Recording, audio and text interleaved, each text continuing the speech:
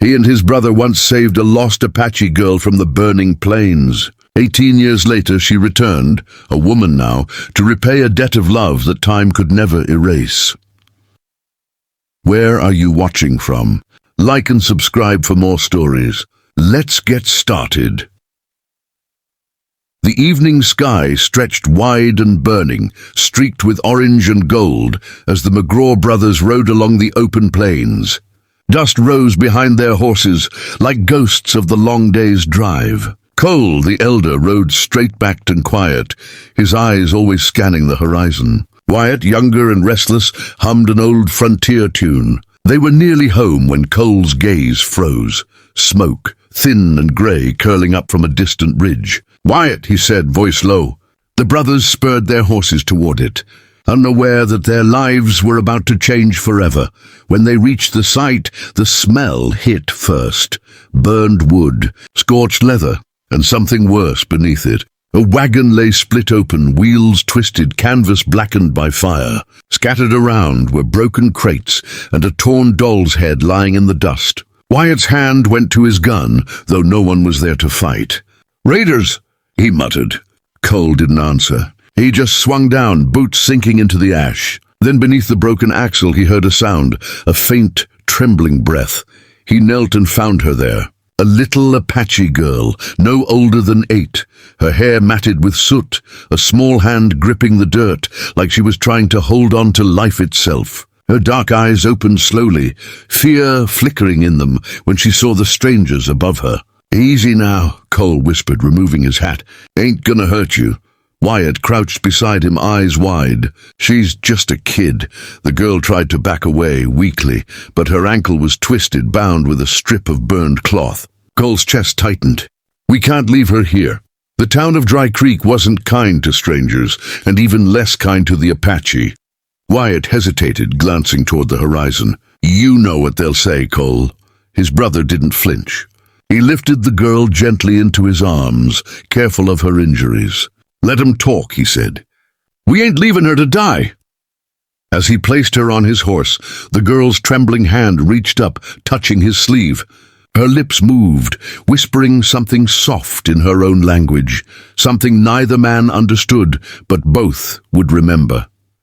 They rode back under a dying sun, the wind cold and sharp against their faces. When they reached the ranch, the girl's head rested against Cole's chest, her breathing shallow but steady. Wyatt fetched water while Cole set her down by the fire. They cleaned her wounds, gave her broth, and waited through the long, silent night. In the flicker of firelight, the girl's eyes opened again. "Ayana," she whispered. Cole frowned. "That your name?" She nodded once, tears glinting. "Means blossom," Wyatt said softly, recalling the old Apache word his father once taught him. The next morning, Dry Creek had already heard the story.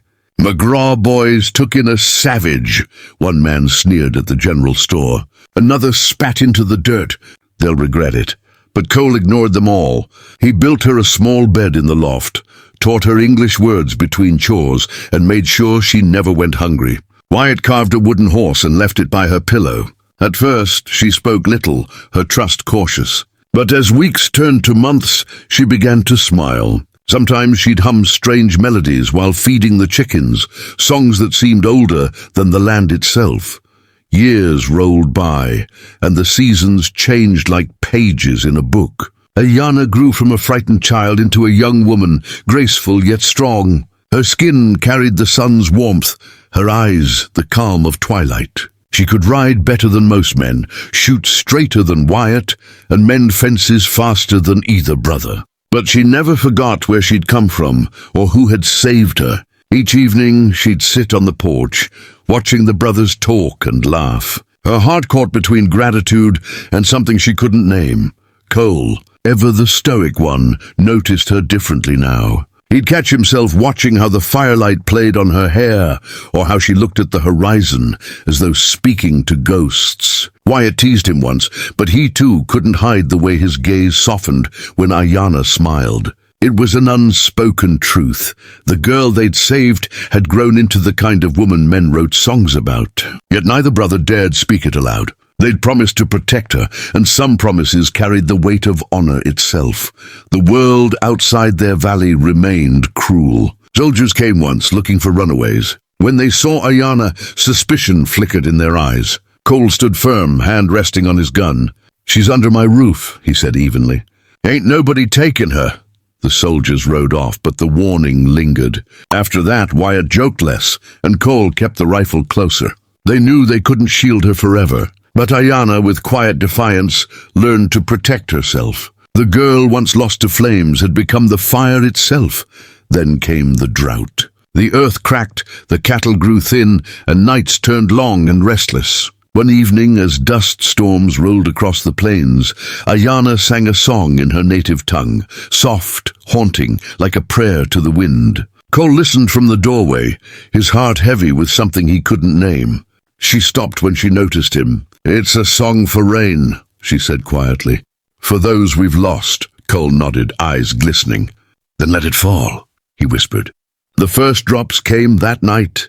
Time passed, steady as the turning of the stars. By the time Ayana reached her 21st year, Dry Creek had changed. Some still whispered behind her back, but others came to respect her, especially after she nursed the sheriff's son through fever. The McGraw Ranch thrived again.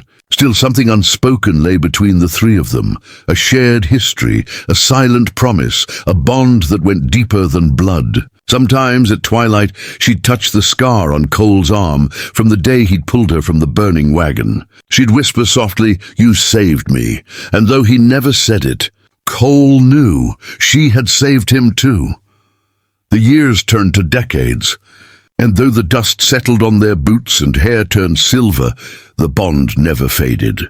Cole often wondered if she'd ever leave, to find her people, to chase the echoes of her past. But Ayana stayed. "My roots are here," she once said, placing her hand over his heart. He didn't understand then, not fully, but the look in her eyes stayed with him, warm, steady, eternal, like the first light of dawn after a long, cold night.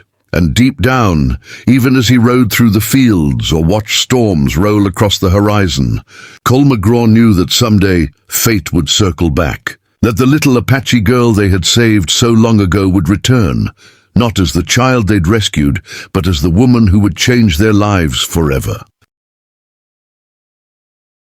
The years had carved quiet lines into Cole and Wyatt McGraw's faces. The ranch still stood, weathered but strong, its fences stretching across the valley like old scars. The brothers sat on the porch that evening, boots caked with dust, watching the last sliver of sunlight melt behind the ridges. The wind carried the same scent it always had, earth, hay, and the faint trace of rain that never came. It was another ordinary sunset in a long string of them, until the rhythm of hooves broke the silence. Both men looked up. Someone was coming. A lone rider approached from the east, where the horizon still shimmered gold. The figure moved with confidence, not like a drifter or a trader. As the rider drew closer, Cole narrowed his eyes. It was a woman, tall, wrapped in soft buckskin, her hair braided with feathers that caught the dying light. There was something familiar in the way she held herself, a quiet strength that stirred old memories buried deep. Wyatt stood, hand resting on the porch post, as if bracing himself for a ghost. "Cole," he whispered, "look at her eyes."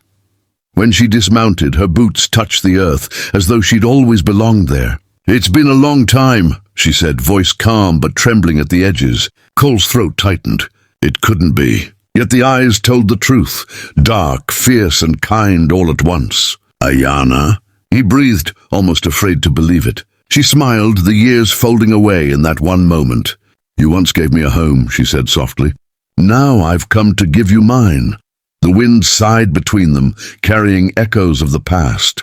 Wyatt's mouth opened, but no words came.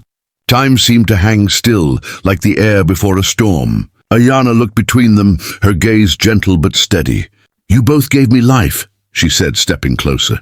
"When no one else saw me as human, you did."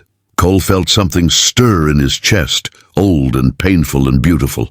He saw again the child they had rescued, the girl who grew into a woman under their roof. And now the woman who had returned like a promise kept by the wind.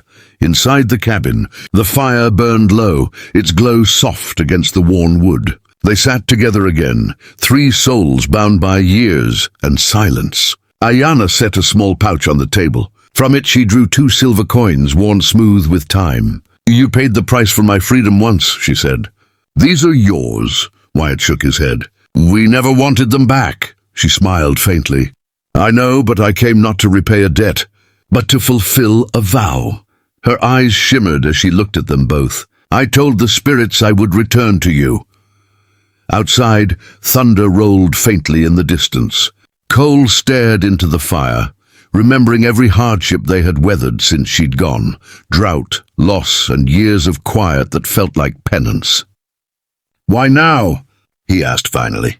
Ayana's fingers brushed the coins. "Because the time has come," she said softly. "The old ways say that a life saved must return to where it began, and I—" Her voice broke, but she continued, "I could never forget the men who gave me my name."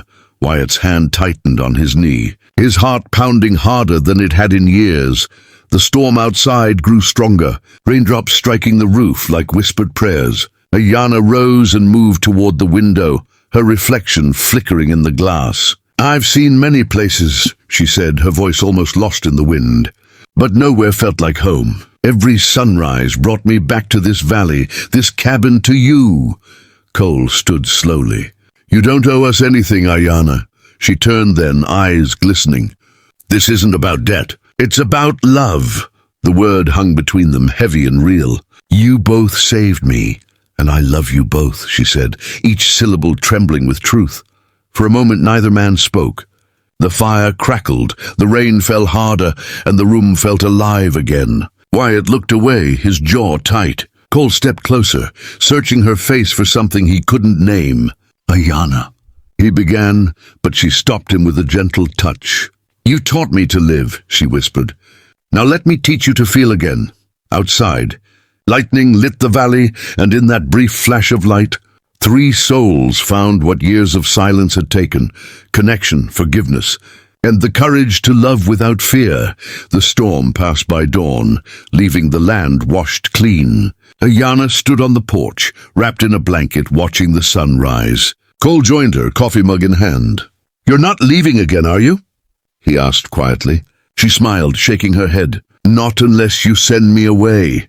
Wyatt emerged from the doorway, rubbing the sleep from his eyes. For the first time in years, laughter stirred between them, soft and unguarded. The ranch that once echoed with emptiness now felt alive, with voices, with warmth, with something that felt like home.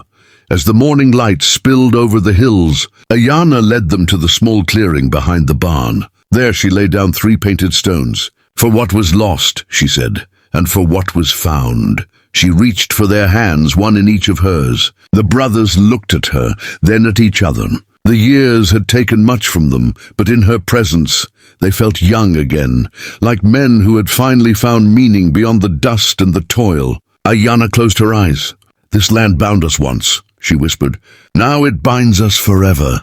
The days that followed blurred into something peaceful. Ayana helped mend fences, cooked meals, and brought laughter back to the cabin. At night, she sang old Apache songs by the fire, her voice carrying through the valley like a spirit's lullaby. The brothers would sit quietly listening, knowing in their hearts that they were hearing the sound of redemption. Sometimes, when she smiled, Cole would remember that frightened child by the burned wagon and marvel at the strength she'd become. Wyatt often said she was the fire the land had been waiting for. One evening, as the sun melted into crimson, Ayana stood between them, her hands resting on theirs. "You gave me life," she said softly, "and I'll spend the rest of mine giving it back." The wind stirred her hair, wrapping the 3 of them in its warm breath. It wasn't a confession or a promise, it was something deeper, older than words. That night, the ranch slept under a sky of endless stars, and 2 hardened cowboys wept quietly in the dark, not from sorrow, but from peace. They had lost nothing, for she had come home at last.